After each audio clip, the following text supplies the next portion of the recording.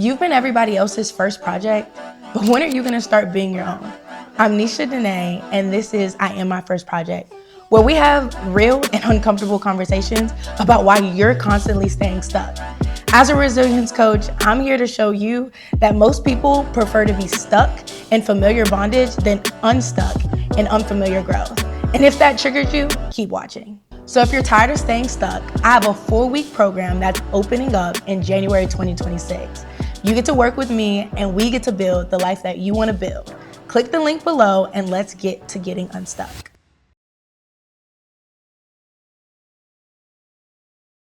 Who taught you how to be a woman?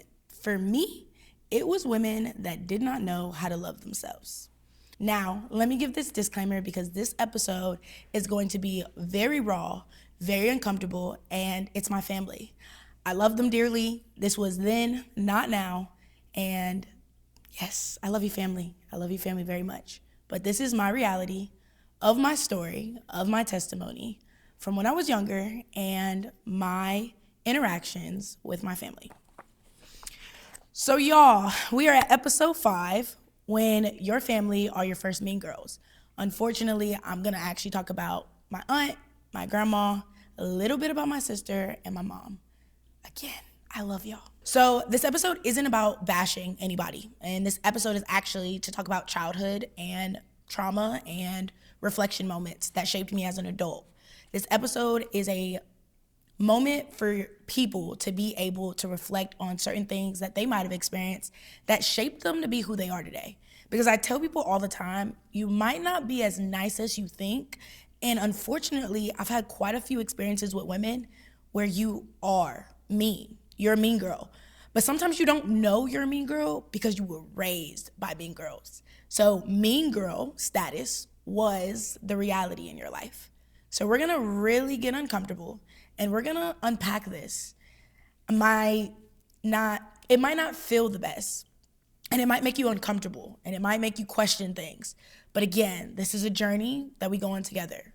And as you know, this is a podcast that I needed as well as yourself. So let's get into it.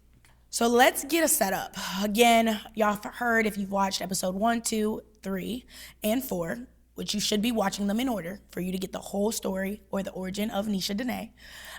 We know that my dad gets sick and everything is going to change in my house. Once my dad gets sick at about the age of 10, this is going to be the start of the story. We're also going to see the women who raised me or the women that are around me were also struggling with their own ideas and their own things going on. But as a child, you don't know the stories or the traumas of the other adults around you. You just know who's not there, who doesn't show up, and how they made you feel. And we're also going to talk about how mother wounds tend to shape a lot of us women into adulthood. Everybody always wants to talk about father wounds. And as much as we can talk about that for a lot of people, that's not my reality or my story for a lot of my life. I had a present father until he passed away. My trauma and my story starts with mother wounds. And everybody loves to ride for their mama. And moms are great. And I love my mother. Again, the disclaimer. But mothers can hurt their daughters very deep, and mothers shape the relationship that they will have with other women. And that is a pill to swallow. So my mom's love language. I really only have one faint memory of my mom hugging me as a child, or rubbing my back. And I can remember this like it's nothing. I remember going in her room and I think we were doing like a Bible study one night.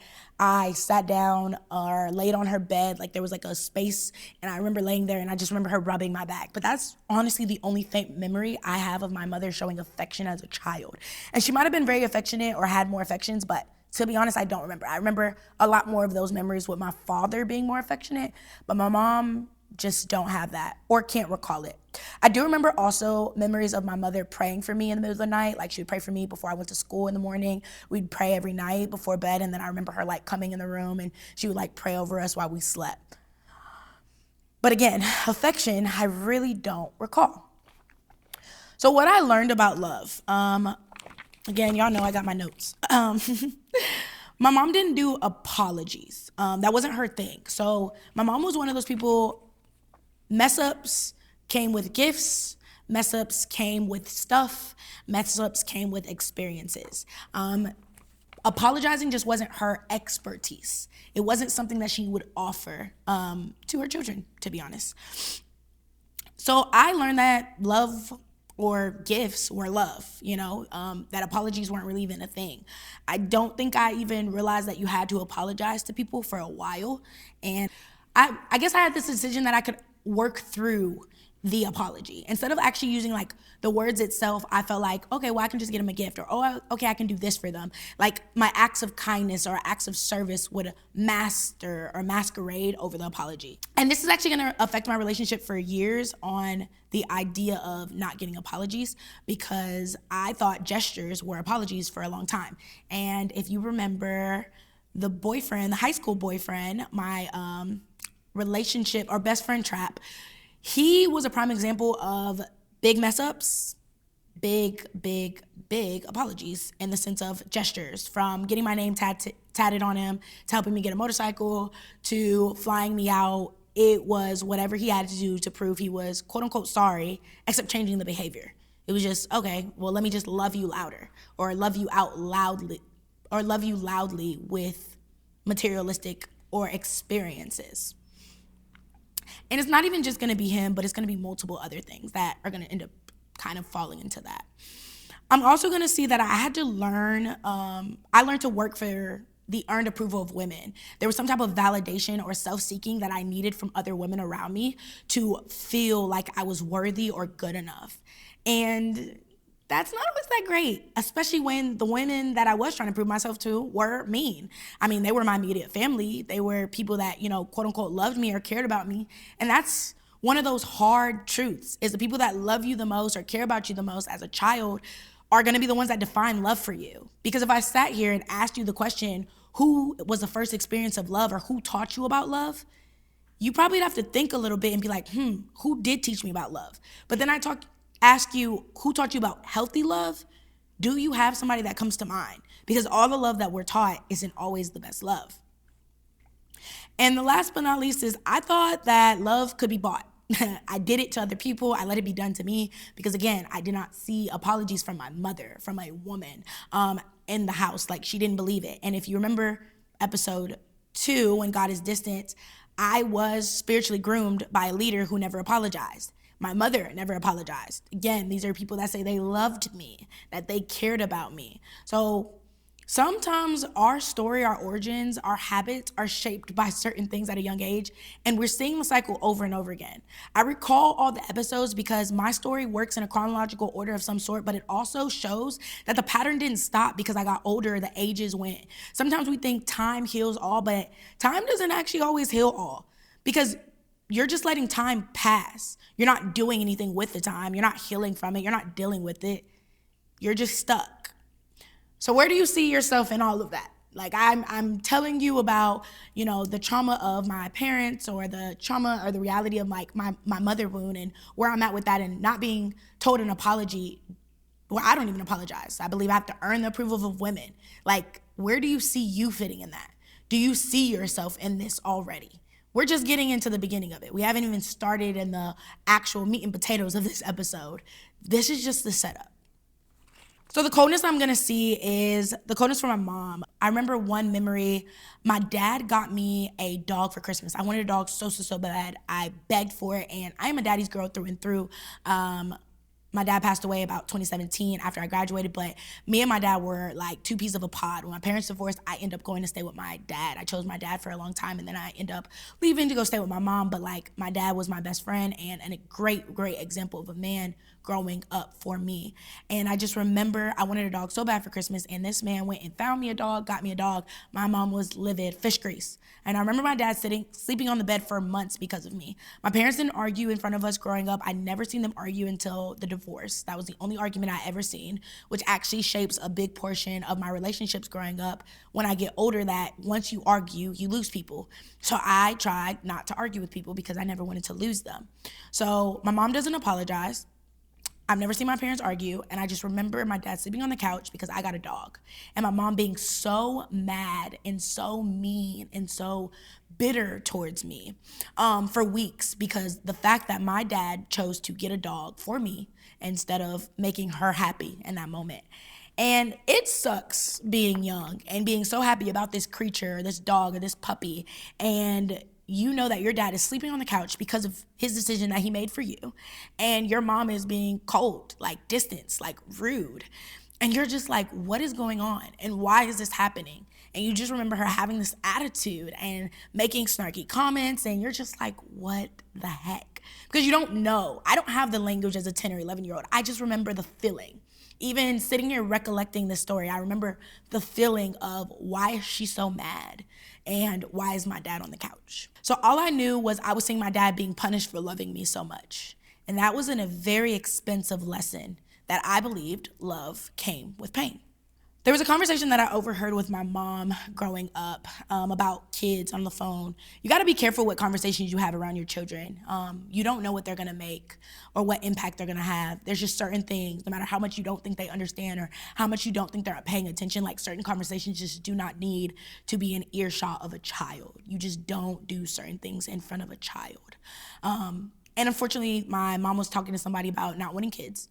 And I remember my dad was already sick. I was already in like a mental depression state of not wanting to even be there because I couldn't see my dad because I was too young to be in the hospital. My brother was cold and my mom was being cold and distant as well. And she was sinking financially, mentally, emotionally, because her husband is essentially dying. And I just remember hearing this conversation about like she didn't want kids, and out of all of them, I was most unplanned. So obviously me and my brother and my sister are 6 years apart. Me and my older sister are 12 years apart. My sister's already left. She left at 16. She's going to do her thing. She was kind of always focused on her boyfriends and her relationships. She really wasn't around too much, but when she showed up, she was always the fun sibling, the one that liked me and you know, in the moments that I got her, the pockets. And the person that was my best friend in the whole world is in the hospital. And I just remember hearing that conversation, and I literally internalized that for years. And I told myself that I was going to be the best mistake she ever had. I remember moments when she would come home and she would just nag and complain. She would always be yelling. And my dad was so calm, except when he had his lectures, like that was kind of his thing. My parents really didn't believe in too much of like physical punishment or like spankings or whoopings too much. I probably can count 5 on my whole lifespan from my parents. They were more so like creative punishments or creative consequence type of people with like exercise or like cleaning the baseboards, cleaning their bathrooms, picking like a stick and like had chores on it, doing like the weeds. My mom was really, really creative with these, cleaning out the garage, whatever it was. So, but my dad would do a lot of lectures. Like his thing was you had to stand up for the whole lecture and he was gonna talk. I'm a certified yapper, got it from my daddy. And you were gonna listen to it. With my mother and me overhearing her not even wanting kids or whatever like that, and me kind of confused on why you had 3 and you didn't want them. I remember just internalizing that as I was gonna be the best mistake she ever had. My mother's reasoning when I did eventually ask later is she didn't want to be a bad mom. Now, her reason was valid to herself, but I think because she internalized that so much that she didn't want to be a bad mom, that there were certain areas that made her a bad mom because that was her goal. Instead of making it like an anti-goal for her of like, I'm gonna do all of these things and I'm gonna stay away from anything that makes me a bad mom, she was so convinced that she didn't want to be a bad mom that she had moments of bad mom. And she was a great mother, you know, in so many areas, but in the emotional aspect of being a mother and like just having a relationship and cultivating something with me, that wasn't where she excelled with. For her, she checked off the boxes and she provided a place for us. Our birthdays were great, holidays were great. And I feel like my mom just felt like a lot of the materialistic things that she did, the gift giving, the services, acts of services was her prize with us. And, you know, acts of services was her totality. It was everything of who she was for us. And sometimes it was just, could you just be still and be present in this moment and ask me about anything, ask me about my friends, ask me about what I learned at school today, and dive deeper into my life. And we did grow up with family dinners. Like that was a beautiful thing, I can say. But sometimes my mom would come home and just be angry and upset. So sometimes family dinners were always the most peaceful, as they should be. Sometimes there was just silence at the table sometimes. And again, that loneliness, that silence can be hard when you have so many people around you. You don't realize the weight of the negativity or the weight of somebody's mood and how they can shift the house. And I think there's a scripture in the Bible that talks about like the character of a woman or a wife can build up their house or something like that. And I don't know the exact scripture, but if you Google it, you'll probably find it. And it's so true because our words and our energy and what we pour out into people really can tear them up or break them down. So the teaching moment is, as a child, you don't understand that your mom is drowning and you just know she's not reaching out for you. I didn't feel the closeness of my mother. I felt the distance and the coldness of my mother. And I didn't know how bad she was drowning and what it was like to be married and having a sick husband and trying to make everything float because we moved from California, everything was fine, your mom was sick, and all these things and all these changes because being an adult and being a mother and the totality of all these roles was a weight, but as a 10-year-old, 11-year-old, 12-year-old, 13-year-old, or any of those ages, I don't know that. And it's not for me to know. I'm a child in a child's place, living a life, and all I wanted was my mom to show up for me and be present. So can I be real with you for a second? I just want to know how many of you are still looking for the approval of your mom? Like you're still searching for her approval, her grace, her thumbs up, like you've done it, you've arrived? Yeah. That's a heavy hitter question, right? Still trying to be perfect and feel seen, still searching for that. We're gonna really unpack that. So I don't really know too much about my mom's childhood. I know pieces and fragments of it, but I do know that my mother was raised by my grandmother or by her grandmother, so not her mom. I do know that she doesn't really like to talk much about her childhood. It was kind of like an off topic subject for a lot of times, but she does have like faint memories of little things, but they weren't always the best. Some of them were like just mean memories of like childhood stuff or kids being cruel. So my mom's childhood was kind of interesting to me from the perspectives or the stories that I got. And then she was repeating what she learned. Unfortunately, my grandmother was mean, cold, bitter, and resentful as well. I did not enjoy my grandmother that much. So we ended up moving from California to Texas because my mother got sick, or my grandmother, my mom's mom, got sick. And we end up here. I don't know why we didn't just visit, but I guess it was a sickness of some sort.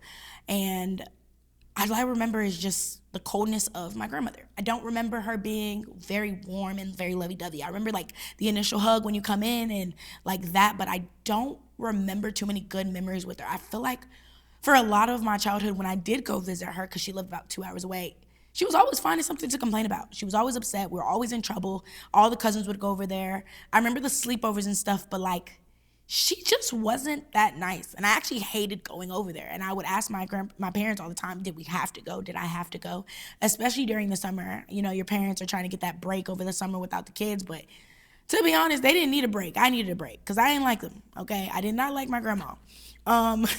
It wasn't just pleasant memories, and I didn't know that she was going through like a divorce at the time. She was very lonely. She was very upset with her decision. She had just been sick. Like there was just a lot of stuff going on with my grandmother, but again, as a child, staying in a child's place, I don't know it. And it's not my burden to carry. These are adults and women that are supposed to show up for their children, and this, it just sucks because you didn't do the work to heal yourself. You're damaging another child. And unfortunately, you can't unlearn all of these things while you're young. You don't know what's going on. You don't have the answers. You don't have the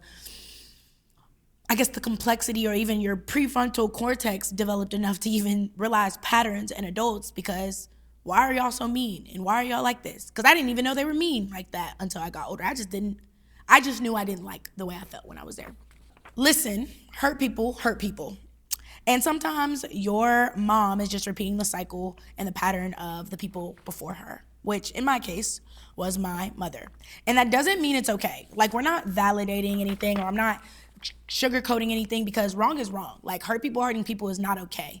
And your feelings are valid. Your story, your testimony, the way people didn't show up for you, disappointed you, all of that is valid, but it gives language and perspective.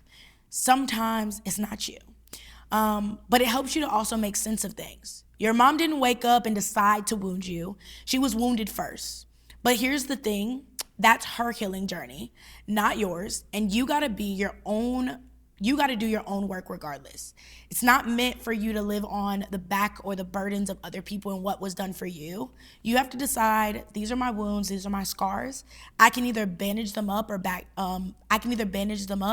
or medicate them myself, or I can continue to allow myself to just say, hey, here's the scar, and continue to point at that scar and tell people like, this is what happened to me, this is what happened to me. That's a victim mentality. You're staying in the same cycle over and over, and that's the definition of insanity. Change the cycle, change the story, change the perspective, and actually decide to heal. So then next we got my aunt. She's the backhanded queen. I can guarantee this story is probably going to be very similar. If it's not your aunt, just insert who it is. So my aunt would call me beautiful all the time. She would gas me up, just tell me I was the cutest thing. She'd call me Beyonce, Rihanna, like all the little names. And she would just make me feel so good about myself. I think she enjoyed the high sometimes that she put me on this pedestal just to subconsciously shoot me down. Because in the same sentence, she would also say you think you're better than me, or you think you're better than your cousins, or you think, you talk so white, you talk so proper, your mom up there, your parents got y'all going to these schools and living with the white folks and all that stuff. Like, it would just make no sense sometimes, because it was just like, what are you even talking about? Sometimes people just like to hear themselves talk. My aunt was a prime example. But again, a mean girl experience. Because why are you talking to me like that? And why are you talking to me about this? Like, what is your animosity? And how she treated her daughter, my cousin, man, my aunt would talk to my cousin like a dog. Like, talk to her like a dog, but buy her everything. Again, another materialistic cycle. My cousin had everything. I mean, Prada, Chanel, all of the designers, hair always done. And I mean, dressed to the nines, would always look good.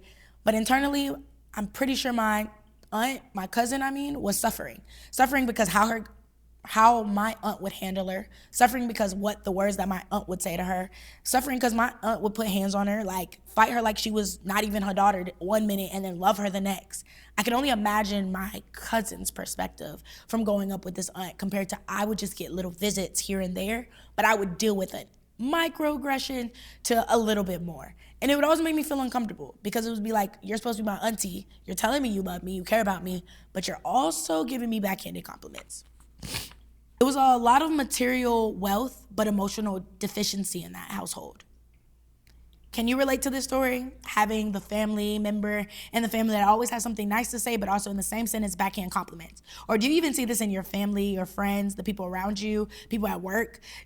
Are you okay with it? Do you say anything about it? Do you check it? Or have you internalized it or normalized it in yourself? Sometimes we allow people to be so comfortable with disrespect because we've been raised around disrespect that we just let stuff slide.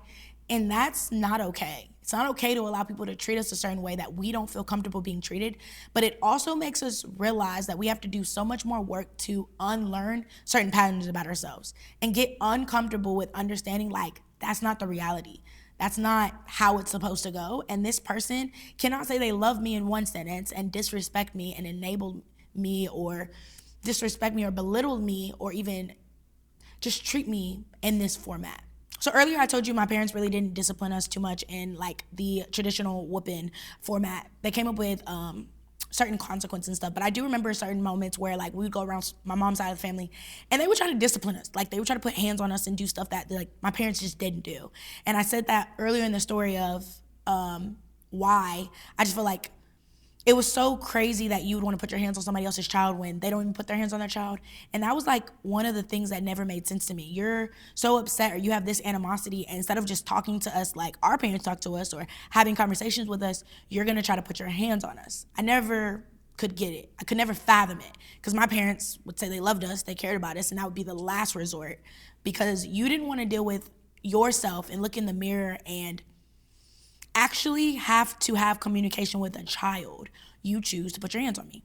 So my aunt often felt the need to discipline or threaten me in the same way that she would threaten her daughter, which was always very uncomfortable for me. And then she would try to handle me the way that she would handle my cousin, which would always be a sticky situation. And I just remember so many times my mom having to say something later, or even my sister saying something because she was 12 years older than me, just little increments of those memories, because it's like, yeah, no, this isn't how you're gonna treat her. And my aunt kind of just feeling entitled to, her ways, her thoughts, her process. I'm also gonna see betrayal. My aunt didn't have really too much good things to say about my mom. She would always talk behind her back, say certain things about her, tell stories about my mom's childhood that my mom didn't even want us to know or inform us about. She would always say slick stuff to my mom's face, and she wasn't really like a lovey-dovey type. She would always say she loved my mom, but she was just cruel. She wasn't a good sister, to be honest. She wasn't a good aunt, to be honest. And she, in my depiction, wasn't a good mom, just on characters things. Again, material wealth, made sure her kids were taken care of, but the emotional stance and her dealing with her traumas and her healing, she was a weapon, and she was known as the crazy, loud aunt. Everybody knew who to call when they wanted business to get handled in the most violent ways usually, and it was my aunt, unfortunately. So when the women in your life compete instead of actually connect, you learn not to really trust women, and that becomes the template for every female relationship after. Every friendship, every co-working experience, every sister in Christ, because again, I was raised in church, you're waiting for the shoe to drop, for something to happen. You're expecting them to do what the other person did, or you're expecting for them to disappoint you. But that's not right. That's actually wrong. But we'll get into that. So when my dad got sick, my mom disappeared. She kind of went into her shadow. And this is about 5th grade for me. So my mom works days. Dad works nights before he got sick. My brother's 6 years older than me, and he's probably already really estranged from me. Again, we get along when he wants to get along, but when he doesn't, don't bother him. We weren't really a close family, but we had family moments. And when the highs are so high, or when the lows are so low, I guess the highs can be so high, if that makes sense. We had like family moments, family traditions of some sorts. We go look at Christmas lights. We would do family dinners every night. We do prayer for my dad. We would do ABC Family had shows that we would watch. I think Lincoln Heights was like one of the childhood memory shows that we would watch. And it was just summer moments that we would do that were just like the family thing. So we had moments of family solitude. So great childhood moments. But after my dad got sick, a lot of things are going to just kind of crash and burn. My mom becomes even more distant. She didn't really check on me too much, kind of just left me alone to my room and like a lot of things that going on. I didn't have like anybody saying, how are you feeling right now and what's going on with you? And I'm crashing out of school. I'm bad. I'm getting in trouble every week. I cannot internalize a life without my dad. And there's no outlook. There's nobody helping me try to internalize or externalize what's going on in me. I'm just floating, trying to figure it out as a child, raising yourself, kind of, is what I was at. I was just really lonely. That's kind of like what I remember in that childhood frame, is I was just a lonely child that was angry and broken and frustrated. And if you know, especially with episode 4, me and anger don't go together really well. I crash out or crash in, depending on who it is. I crash in more than anything because I am the weapon formed against myself a lot of times. So I am trying to figure it out. The mental health decline is going to start at this point of like just me not wanting to be here anymore. That church trauma from episode 2 is going to happen where I'm just trying to get myself out of here and I don't want to deal with it. We're going to see the Black community, my church family and my mom not deal with it well. I get a whooping instead of like help. A lot of family members are coming in town at this time, like my grandmother, and they're going to stop certain attempts that happen for me with that mental health journey.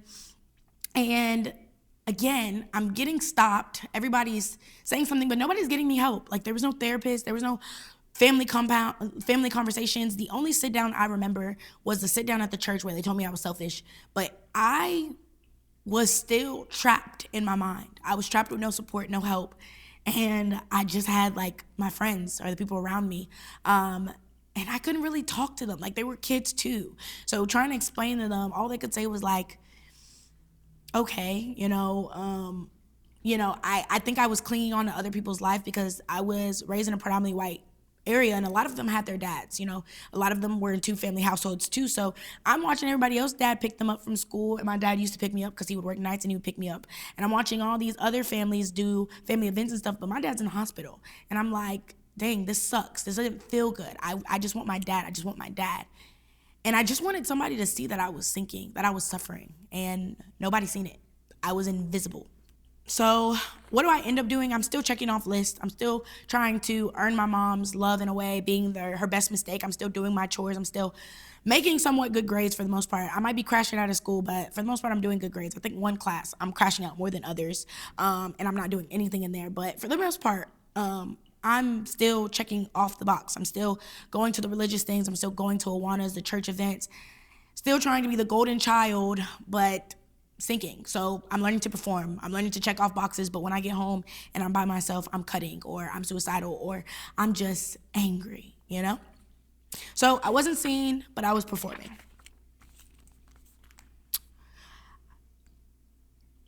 I wasn't seen, but I had to learn to be perfect.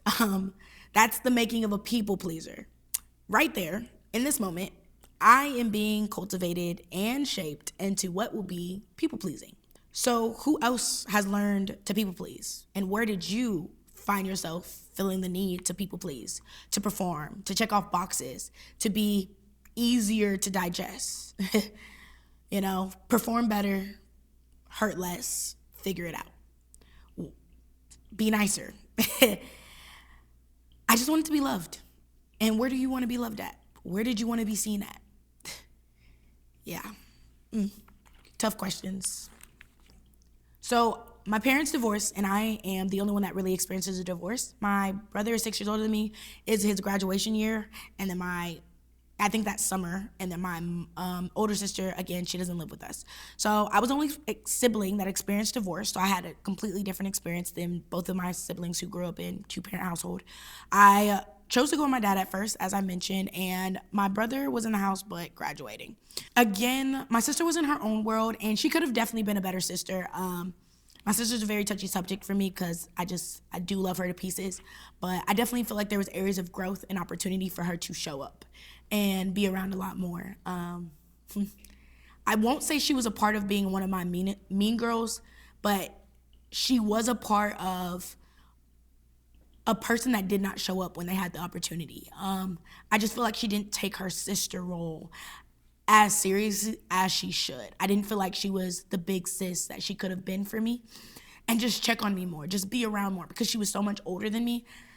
I feel like she was just always so worried about her relationships or the people around her in her own world that I was kind of just there. Like, my parents had me, I was her baby, she cared about me, but I wish her love was just so much more present, because when we got older and we started talking about so many things, she just didn't know a lot of what happened to me as a child. And had she been more closer, or had she took more moments, I feel like it could have just been better cultivated. So my brother, me and him are gonna have a poor relationship. He was really mean. He had middle child syndrome, in my opinion. He felt like I was the favorite because I was the baby. He was always messing with me and my friends, just antagonizing us, just being like a nuisance. And it wasn't like a regular thing. He really would say like some cruel things. And he had a bad habit of like trying to always fight or just do too much that an older brother shouldn't have been trying to do. He really didn't care about my well-being too much, and he made it known that I was a burden. He very much would verbalize a lot of the feelings and thoughts that I have with his words. He was just not a kind man. So when your own brother sees you as a burden, you start to believe that you are. And unfortunately, my brother being a male, he is going to shape a lot of how I show up in male relationships for a long time, of feeling like I was a burden to everybody. So let me not ask for anything. Let me not put myself in a season or a position to even allow people to, one, disappoint me by not showing up for me, but two, call me a burden. Say that I'm annoying. Say that I'm asking too much or expecting too much. And expect things from people. Like, how can you be a burden when these people love you or care about you? And if you're around people that make you feel like a burden, you might want to reevaluate the people around you, because you're not placed to be small or digestible to everybody. You're placed to show up in your fullness, and the people around you that support you and love you are going to allow that. So again, overfunctioning, overperforming, overexhausted, suffering in this season of trying to survive. Trying to people please, trying to perform. Where do you see yourself in all of that? Like, let's be for real.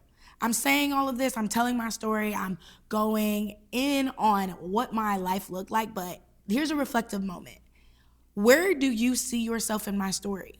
Where do you see yourself experiencing the mean family? Because I don't just talk about my immediate family or the women. I talk about my brother too. I talk about, certain leaders or certain people, because these are the people that were in my childhood. But where do you see yourself? Where do you see those mother wounds? Where do you see those hurts at? Yeah, unpack them, look at them, and evaluate those relationships and what they do, because you're probably repeating the same cycle somewhere. So what I learned about women from women, I learned 1, women are cruel and have hidden agendas. 2, love is earned through performance. 3, love can be bought. 4, affection is scarce and conditional. And 5, women can't be trusted. I seen it. From women are cruel and having hidden agendas, from my aunt's backhanded compliments, to my grandmother's bitterness, to my mom's coldness, from love being earned through performance, work to earn approval, be the best friend to keep people happy, and perfectionist as a strategy for survival. Love can be bought, from my mom never apologizing and bigger gifts for bigger mess ups. Material gestures help with material gestures replace emotional connection. I didn't believe in apologies for years. And affection is scarce and conditional. I saw the struggle with clinginess in relationships because I was starved of so much affection. I was either too clingy or too distant, and there was no in between with me. For real, I was always 0 to 100. Do you see any of that in your story where you're always 0 to 100? You're either all in or all out. There's so many numbers between 0 to 100. So many. There's literally 25, 50, 75. And you have to find what that looks like. And there's a way to find it by going through the process, going through the journey, and understanding, okay, this is what 0 looks like. This is what 100 looks like. But let's see what 50 looks like. Okay, this feels like a good 50. What do I do at 50? How do I feel at 50? Where can I navigate it? We don't have to think black and white because there's so many shades of gray in the middle. But sometimes you just have to be patient enough to understand, hey, open my eyes and let's look for it. And then women can't be trusted. I fell into, I get along better with the boys conversation. Me and females really don't get along. Most of my friends were strictly males, and I avoided a lot of female relationships at a lot of costs. I always had one female best friend, but everybody else usually was males because they were the safer bet. They weren't gonna hurt me as much, and they came with less drama. Yeah, not always true. So let's be for real. Have you ever had that moment yourself where you're like, I get along better with the guys. Girls are too much drama. I don't really mesh with them. They're weird. That's not true, sis. That's not always true. Sometimes we're the problem. Like sometimes we're the weird one. Sometimes we're the ones that don't mesh. Because again, we were raised by the mean girl. You might want to unpack that. You might want to sit with yourself and look at patterns that you've learned that make you not that best of a friend. Like, I'm starting to realize more and more that women aren't taught how to be friends. We're taught how to be in relationships, and we're taught how to be good daughters, but we're not taught how to be a good friend.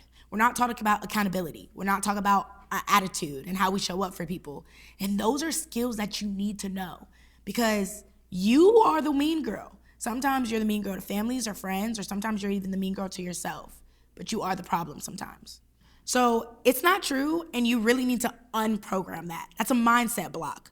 Unprogram the thought that you only get along with males and all your friends need to be males. Reprogram yourself as, I am going to learn how to be a good friend, and I can show up for other women and other women can show up for me. You have to believe that you can have good friends, but you also have to believe that you're going to be a good friend. Don't ask for something that you're not willing to give, and don't expect something that you're not willing to work for. So we're gonna talk about one childhood friendship story real quick. I was 6 or 7 when I moved to Texas. My first best friend that I'm gonna meet is gonna be 3 years older than me, 9. Super important. There was an age gap, and it was a big age gap. She started experimenting on me and with me, and I wanna drive this in. Parents, be in your kids' business. Like, kids groom kids too. I talk about grooming all the time in certain different areas because there's spiritual grooming, there's parenting grooming, there's friends and friendship grooming. Grooming is anything that somebody conditions and trains you to be acceptable with, even though it's wrong and uncomfortable, because now you learn a new area of comfort. That friend wasn't really my friend, and I was her guinea pig while she figured out herself, and she was way older than me. And even my safe female friend wasn't safe. And a lot of things and a lot of secrets that I had to hold were, don't tell your parents, don't tell your parents, don't tell your parents. And this is a 9-year-old telling a 6-year-old or a 7-year-old at the time. And you don't realize that this isn't a safe space, but I'm gonna learn a lot of lessons from this growing up. The teaching moment here is for the parents and for the women who experience this themselves. Parents, be in your kids' business. Kids groom kids. And I don't care if it makes you uncomfortable. Your discomfort might save your children. It really might. So don't skip this, don't ignore this, and be very present in your kids' business. Ask them about the best part of their day. Ask them about who made them laugh today. Ask them about the worst part of their day. Ask them what was the meanest thing that somebody said to them today. Ask them anything that they heard that made them feel weird. Ask them if they learned a new word today. Like, be in your kids' business. Be present, because you will be so surprised how many kids hear some of the craziest things, and whatever you don't want to deal with and have a conversation for, somebody else is having that same conversation with them. Some of those things that you don't want to teach your kid, the world is going to teach them. So why not beat them to it? All right. So the good woman, but not all women were mean. Like, I didn't have just terrible experience with every woman. I had somebody that was so great, my second mama, my childhood second mama, my best friends, one of my childhood friends, her mom was amazing. I mean, one of my most good experiences of a good mom, a good woman, a good person. I mean, a good church girl, a church woman. Like, she was real. She was honest. She was, transparent with her journey. She talked to us all the time. She was very much in our business. She wanted to know what was going on, but she was also really relatable. Sometimes the family you need isn't the one that you were born into, and that's okay.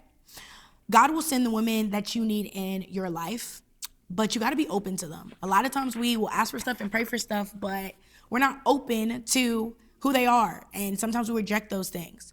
So you got to stop pushing away every woman because you think that they're going to hurt you like the last one. Because technically, you're the weapon being formed against yourself because you refuse to deal with the trauma and allow newness to come inside. So as we wrap up, I got a few questions to ask you about this episode because we just unpacked quite a few things. So some of the hard truths in this episode was your mother wounds aren't your fault, but you have to decide that you're going to heal from them and start your own journey. You do not get to hold the weight of the things that happened to you in the past and cultivate them as your new personality and make it seem like, but you don't know what happened to me. That doesn't work here. That's a victim mentality. And you're actually another hurt person causing other hurt people. And if you have children, especially daughters, you're probably teaching your daughter how to be a mean girl. Or you're the mean girl in the friend group. And people are just tolerating you. And that's not a real thing. Also, the hope is that you have a better relationship with yourself. You have a better relationship with your mother, your family, your friends, and women in general. But the only way that's going to happen is because you're going to decide to do the work. You're going to decide to want better, strive for better, and be okay with building a better community. So the first question is, what did you learn about being a woman from a woman who raised you? Number 2 is, how do you compete with other women instead of connecting with other women? 3, what family patterns did you swear that you would never repeat that you see yourself doing? Number 4 is, are you avoiding female friendships because you refuse to deal with the idea that you don't trust women? But number 5, do you believe that love has to be earned through performance? So with those questions in mind, do some reflection, do some journaling, and think about it. And if you're tired of looking at yourself in the mirror and thinking in your mind like, dang, this is so familiar. This is my story. This is where I see myself. And yes, I do have mother wounds. And yes, I've experienced that. And oh my gosh, that's my story. And why is she speaking directly to me? So if any of this resonated with you and you've had that same thought that I can't trust women and I have mother wounds and you're like, oh my gosh, this is me. Like, she's talking directly to me. This is my story. This is my testimony. I've experienced so many of those things. Then my Mind Rescue program might be for you. November 4th, the first Tuesday of every month, technically, and it's 4 weeks, I am hosting a mind rescue program. It is 15 selected women coming together to build community, but to rescue your mind, to get you outside of those limitations. You get a workbook and you get to cultivate your life with me by getting strategy and blueprints to all of this, to the trauma, to the mother wounds, and dealing with the version of you that you don't want to have to face. Because when are you going to stop being your first liar? When are you going to stop being okay with being a victim in your story? And when are you going to decide that you want to co-author your story? So as always, thanks for listening to I Am My First Project, and this is episode 5 on when your family is your first mean girl.